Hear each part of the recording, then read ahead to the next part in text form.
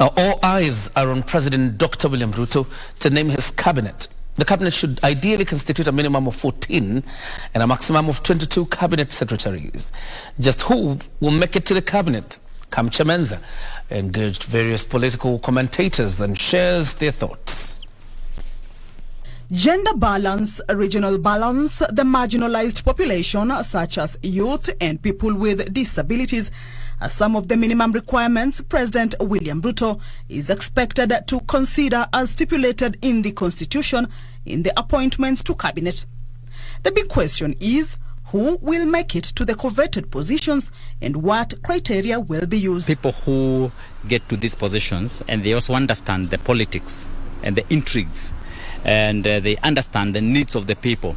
They have proved to work much better than technocrats. Tumesema iwe both kwa wanasiasa kwa sababu mwanasiasa ni mtu ambaye amejua shida nyingi sana pale mashinani. I would be happy to work with someone who has been in parliament because they know the law-making processes, they understand the law, and then now they understand even when they're making the secondary legislation, which is policy, then they are better at it. If you look at the composition of the judiciary, especially at the top, it will affect the composition of the cabinet.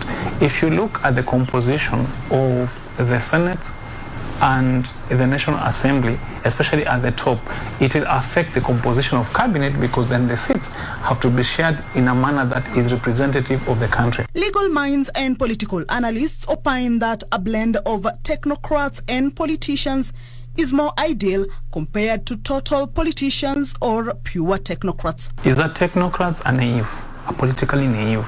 Therefore, they'll be summoned by politicians. They will not know how to deal with that environment.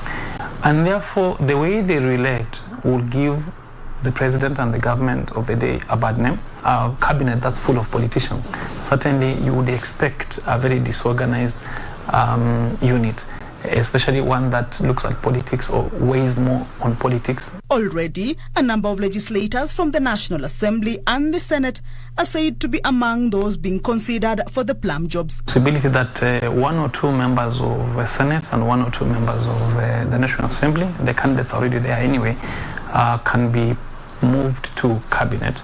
As Marakwet West, we are rooting for the appointment of Kipchumba Murkomen as a CS, because we believe that he has what it takes to be a CS in this country.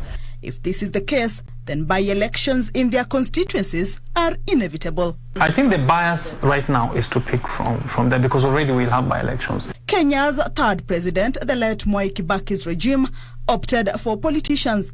In 2013, his successor Uhuru Kenyatta went for professionals before changing the balancing matrix in 2017.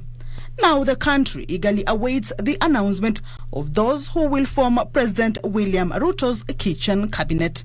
Kamcha Menza for Sunday Express.